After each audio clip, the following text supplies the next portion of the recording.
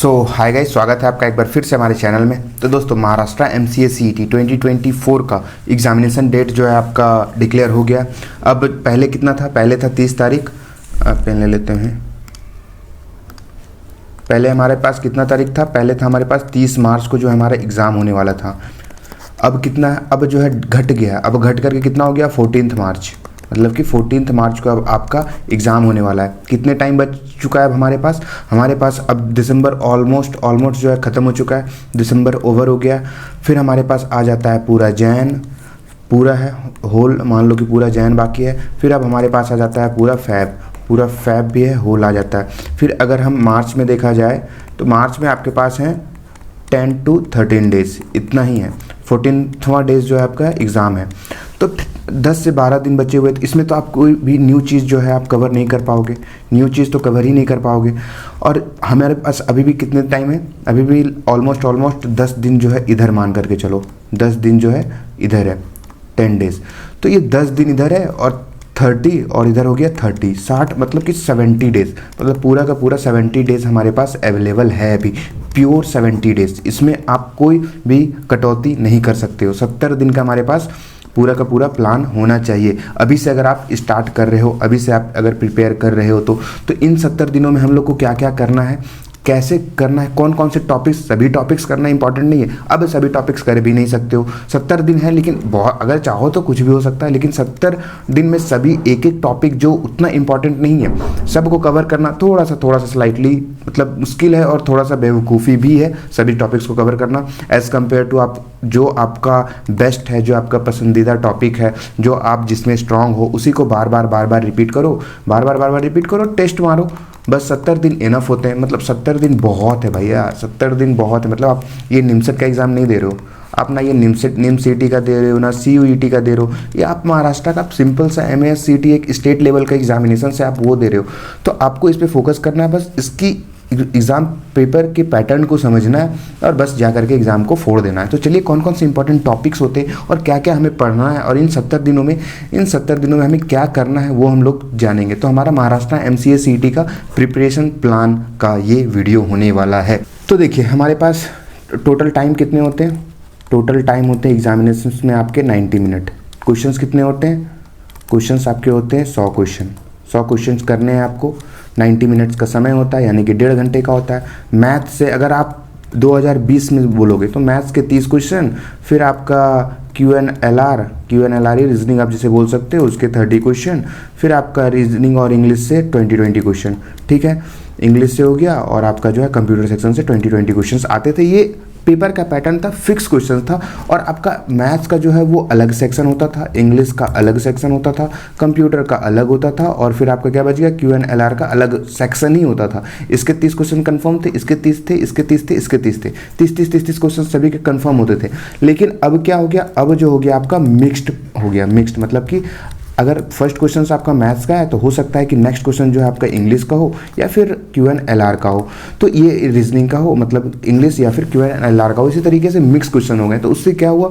उससे अभी क्वेश्चन 30 बोला तो जाता है, पर मैं कुछ सालों से देख रहा हूँ कि कोई भी टॉपिक से क्वेश्चन ज़्यादा जाते, कभी कोई भी टॉपिक से क्वेश्चन कम आ जाते। जैसे मैथ्स के कभी हो सकता है कि आपका 20 ही क्वेश्चन आए और किसी और सेक्शन का बढ़ जाए, या फिर मैथ्स के 30 आ जाए, कोई और सेक्शन का घट जाए। तो इस तरीके से होता है। लेकिन हम लोगों को लेकर के चलना है। अभी भी अगर आप सिलेबस देखोगे तो इसी पेपर पैटर्न को फॉलो किया गया है। वहाँ पे भी 30 और 20, तो हमें इसी को लेकर के चलना है। तो मैथ्स में हमें क्या स्टार्ट करना है? अभी सबसे पहले हमें मैथ्स से स्टार्ट करना है। अभी अगर आप ब्रांड नहीं हो, मतलब कि आज से ही आप स्टार्ट कर रहे हो वीडियो देखना और आज से ही आप प्रिपरेशन कर रहे हो, तो हमें सबसे पहले मैथ्स के टॉपिक्स को उठाना है। मैथ्स के पहले सबसे पहले तो आप सिलेबस देखो। सिलेबस हमारे वेबसाइट पे भी पड़ी हुई है, और आप CET के ऑफिशियल वेबसाइट पे जाकर के सिलेबस देखो। 2024 का सिलेबस देखो। पहले आप मैथ्स उठाओ। मैथ्स में देखो कि कौन कौन से टॉपिक्स जो आपको पसंदीदा है, या फिर आपके फेवरेट है, या फिर आपने पहले से पढ़ रखा हो, तो वो इंपॉर्टेंट टॉपिक्स आप निकालो। इंपॉर्टेंट इन द सेंस कि आप अलजेब्रा हो गया, अलजेब्रा में PNC हो गया, फिर आपका सीक्वेंस एंड सीरीज हो गया, फिर आपका बाइनोमियल से क्वेश्चंस भी नहीं आते और आपको करना भी नहीं है उतना। सीक्वेंस एंड सीरीज हो गया। फिर आपका अभी हम और कौन सा हो गया, अलजेब्रा में देख लेना कौन कौन से अलजेब्रा के क्वेश्चन जो आते हैं। और इसमें से सबसे ज़्यादा इंपॉर्टेंट है आपका पीएनसी, आप अलजेब्रा में कुछ करो या ना करो, पीएनसी आपको करना ही करना, ये मोस्ट इंपॉर्टेंट टॉपिक है। पीएनसी करो, फिर आप प्रोबेबिलिटी एंड स्टैटिस्टिक्स करो, प्रोबेबिलिटी एंड स्टैटिस्टिक्स, फिर आप ट्रिगो के देख लो, कुछ बेसिक्स फार्मूले, सभी फार्मूलेस याद होने चाहिए। ट्रिग्नोमेट्री के देखो फार्मूलेस, और कुछ कुछ क्वेश्चंस एनसीईआरटी लगा लो, इनफ है, हो जाएगा। इसका भी एनसीईआरटी, और टाइम मिले तो subjective wise questions R D Sharma के वो भी लगा सकते हो। ट्रिग्नोमेट्री हो गया। फिर आपके पास क्या बच जाते हैं, इधर से आपके पास ट्रिग्नोमेट्री में कौन से करना बहुत ज़रूरी है, height and distance. Height and distance आपको ये मस्ट है, ये करना ही करना है। इससे तो एक क्वेश्चन फिक्स है, मतलब 100% इससे एक क्वेश्चन जो है आता ही आता है। फिर एक और मोस्ट इंपॉर्टेंट टॉपिक कौन सा है, वो है ये क्या बोलते हैं उसे, इसमें, हाँ, इसमें एक क्वाड्रेटिक इक्वेशन भी इंपॉर्टेंट है। क्वाड्रेटिक इक्वेशन है, और ऑर्डर एंड डिफरेंशियल इक्वेशन, इसमें कौन सा इंपॉर्टेंट टॉपिक है, ये डिफरेंशियल इक्वेशन। ये क्वेश्चन इससे भी आते हैं। इसमें कौन कौन से इंपॉर्टेंट है, बस ऑर्डर और डिग्री निकालना सीख लो। उसके बाहर से क्वेश्चन बहुत कम ही आएंगे। तो पिछले साल ऑर्डर और डिग्री के बाहर क्वेश्चन आ गए थे, तो कोई बात नहीं, आप इसे ऑर्डर और डिग्री वाले जो भी कैसे निकालते हैं ऑर्डर और डिग्री, बस ये जान लो, ये कॉन्सेप्ट काफ़ी है इसमें। मैथ्स के आप इतने टॉपिक कंप्लीट करो, इतने टॉपिक कंप्लीट करने में आपको कम से कम 15 से 20 दिन, या फिर आप कंप्लीट 1 महीने आप इसे भी दे सकते हो साथ साथ में। और इंग्लिश और रीजनिंग के पे भी फोकस करना है, कंप्यूटर पे भी फोकस करना है, सिर्फ आपको मैथ्स पे फोकस नहीं करना है। और इसे कैसे करना है, जैसे कि आपने अलजेब्रा दिया, अलजेब्रा का कोई भी मान लो कि आप पीएनसी उठाए, ठीक है, पीएनसी को पूरे सारे कॉन्सेप्ट कर लिए, उसके पास जाओ, आप टेस्ट दो सिर्फ पीएनसी के, जो सब्जेक्ट वाइज टेस्ट होते हैं, वो सब्जेक्ट वाइज टेस्ट दो। टेस्ट से ये क्या पता चलेगा कि आप जब कंप्यूटर स्क्रीन पे क्वेश्चन करोगे, कहाँ पे क्या गलती हो रही है, आप मिस्टेक को एनालिसिस करोगे, कहाँ पे हमें गलती हो रहा है, फिर से आप उसे रिवाइज कर सकते हो। क्या कर सकते हो, फिर आप रिवाइज कर सकते हो। तो पर्टिकुलर टॉपिक को उठाओ, फिर उसको कॉन्सेप्ट को पूरे सारे देखो, फार्मूलाज लिखो, सब चीज़ करो, क्वेश्चंस एनसीईआरटी का कर लो, उसके बाद आर डी शर्मा सब्जेक्टिव के कर लो। फिर जो है सब्जेक्ट वाइज आपको टेस्ट देना जरूरी है। मॉक टेस्ट देखो, मॉक टेस्ट से पहले आपको हर एक का सब्जेक्ट वाइज देना बहुत ही जरूरी है। बस आप एक बार रिदम में आ जाते हो, 10 से 15 दिन अगर 1-2 चैप्टर आप कंप्लीट कर लेते हो, उसके बाद मतलब अभी दिसंबर कंप्लीट होगा, जैसे दिसंबर में ये अगर चाहो तो दिसंबर में जितना टॉपिक हो सके उतना कंप्लीट कर लो, साथ में दिन रात एक करके। दिसंबर में अगर आप ज़्यादा से ज़्यादा टॉपिक कंप्लीट कर सकते हो, तो जैन से आप क्या करो, जैन से आप सिर्फ और सिर्फ मॉक टेस्ट पे फोकस कर सकते हो, सिर्फ और सिर्फ क्या कर सकते हो, मॉक टेस्ट पे फोकस कर सकते हो। कंप्यूटर का कहाँ पे करना है, कंप्यूटर के बेसिक्स से क्वेश्चन आते हैं, कौन कौन से, जो आपका कन्वर्जन वाले क्वेश्चन हो गए हैं, फिर कंप्यूटर के बेसिक हो गए, व्हाट इज कंप्यूटर सॉफ्टवेयर, फिर आपका बाइनरी नंबर, और ये कन्वर्जन वाले octal to binary, binary to hexadecimal, ये वाला कन्वर्जन वाले क्वेश्चन आते हैं। इनपुट आउटपुट के क्वेश्चंस आते हैं, मेमोरी के क्वेश्चंस आते हैं। जो मैं बोल रहा हूँ वो लिखते जाओ, मेमोरी के क्वेश्चंस आते हैं, और ये सब बेसिक क्वेश्चंस आते हैं बहुत ज़्यादा। तो आपको क्या करना है, मैथ्स के और फिर जो है कंप्यूटर के, आपको पर डे के हिसाब से चलना है, और कंप्यूटर को थोड़ा सा तेजी के साथ लेकर के जाना है। मतलब ज़्यादा से ज़्यादा आप चैप्टर कंप्लीट करो, सिलेबस देखो, सिलेबस के अकॉर्डिंग सब चीज़ पढ़ो, और इसका भी सेम उसी तरीके से आप टॉपिक वाइज टेस्ट दो, मतलब सब्जेक्ट वाइज जो है टेक्स्ट दो। सब्जेक्ट वाइज तो पूरा कंप्यूटर का हो गया, टॉपिक वाइज टेस्ट दो। जैसे आपने कंप्यूटर बेसिक्स पढ़ा, उसके टेस्ट लगाओ। ये सब टेस्ट कहाँ मिलेंगे, कैसे मिलेंगे, अभी आने वाले अभी बस कुछ मिनट वेट कर जो, सभी चीज़ मैं दिखाने वाला हूँ। तो आप इससे ये होगा कि आप कहाँ पे क्या गलती कर रहे हो आपको पता चलेगा, और एक इससे 2 फायदा होगा, आपको तो गलती पता चलेगा, उसके बाद जो है आप लैपटॉप पे बैठ करके या फिर कंप्यूटर पे जो भी टेस्ट दोगे तो एक फेमिलियर हो जाओगे। आप जब एग्जामिनेशन हॉल में जाओगे तो आपको कुछ नया नहीं देखने को मिलेगा, आप फेमिलियर हो जाओगे। मॉक टेस्ट अभी से अगर आपका सिलेबस कंप्लीट है, अगर आपका 30 to 40% भी सिलेबस कंप्लीट है, तो आप मॉक टेस्ट स्टार्ट कर सकते हो अब, क्योंकि दिसंबर 2 से 3 महीने आपको मॉक टेस्ट देने हैं। और जिन्होंने अभी स्टार्ट किया, आप जैन से स्टार्ट कर देना, 15 जैन से आप मॉक टेस्ट स्टार्ट कर देना, चाहे सिलेबस आपका जितना भी कंप्लीट हो, चाहे मैं फिर से बोल रहा हूँ जितना भी आपका सिलेबस कंप्लीट हो, मॉक टेस्ट देना स्टार्ट कर देना। कब से, 15 जनवरी से। मैं फिर बोल रहा हूँ 15 जनवरी से आप लोग मॉक टेस्ट स्टार्ट कर देना देने के लिए। तो ये हो गया, जितना ज़्यादा मॉक टेस्ट दोगे उतना आपके लिए बेनिफिट होगा। मैं फिर बोल रहा हूँ, जितना ज़्यादा मोर test you attempt, you feel better in examination hall, you feel better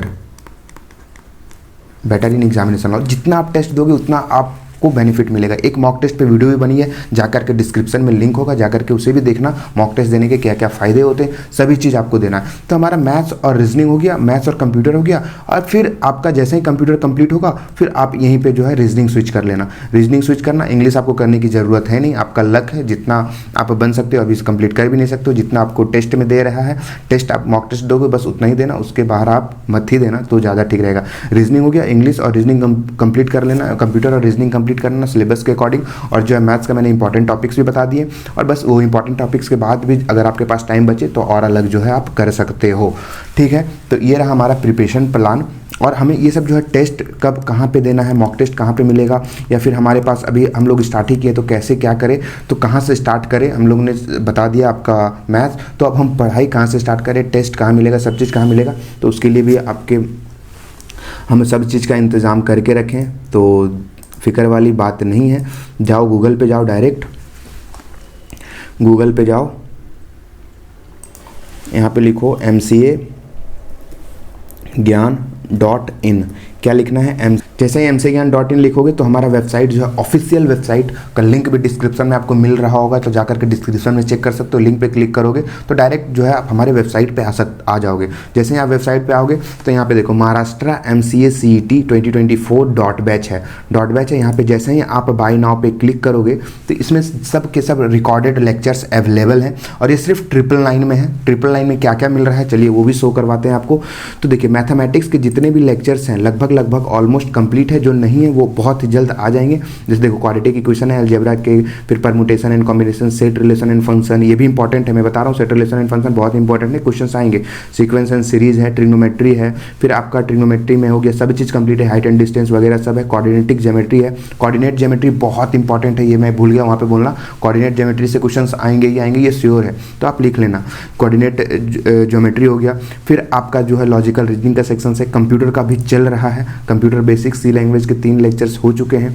फिर आपका यहाँ पे आ जाता है इंग्लिश में जितना हो सकता है मैं कोशिश करूँगा करवाने का। अभी 1 वीडियो 2 वीडियो पड़े हुए हैं, तो इंग्लिश है ये हमारा। मॉक टेस्ट जो है देखो, मॉक टेस्ट आज हुआ, एक मॉक टेस्ट अपलोड हो चुका है, तो जाकर के अब मॉक टेस्ट रेगुलर अपलोड होते रहेंगे, तो आप लोग मॉक टेस्ट भी अटैम्प्ट कर सकते हो। फिर जो है आपका क्या है, नोट्स है, सभी चीज़ों का नोट्स अवेलेबल है, बुक्स अवेलेबल है, यहाँ पे शॉर्ट हैंड का बुक्स अवेलेबल है, फिर रीजनिंग के बुक्स है, फिर मतलब सभी का बुक्स है, NCERT बुक्स है, सभी का बुक्स अपलोडेड है ऑनलाइन फॉर्मेट में, तो जाकर के आप यहाँ पे भी कर सकते हो, बुक्स भी देख सकते हो। फिर हम जो बोल रहे थे ना टॉपिक वाइज टेस्ट, देखो अलजेब्रा के टॉपिक वाइज टेस्ट है, क्वाड्रेटिक इक्वेशन के, परमुटेशन एंड कॉम्बिनेशन के, सभी के टॉपिक वाइज टेस्ट अपलोडेड है। अभी कंप्यूटर के टॉपिक वाइज टेस्ट अपलोड होंगे और फिर हमारा रीजनिंग के टॉपिक वाइज टेस्ट अपलोड होंगे। मतलब स्टडी मटेरियल भरपूर मिल रहा है आपको, काफ़ी ज़्यादा है। आप मतलब सब चीज़ आपको यहाँ पे अवेलेबल है, बुक्स है, टेस्ट है, टॉपिक वाइज टेस्ट है, मॉक टेस्ट है, वीडियो लेक्चर्स है, आप देखो पढ़ो फिर आप टेस्ट दो, कोई दिक्कत नहीं है यहाँ पे। कितने में, सिर्फ 999 में। तो जाओ जल्दी से, डिस्क्रिप्शन में लिंक है सभी चीज़ का, जल्दी जा करके जो है हमारा इस कोर्स को परचेस करो। सो थैंक यू, मिलते हैं नेक्स्ट वीडियो में। तब तक के लिए कोई भी डाउट हो तो नीचे आप हम नंबर दिया गया है, आप कॉल भी करके पूछ सकते हो। सो थैंक यू, मिलते हैं नेक्स्ट वीडियो।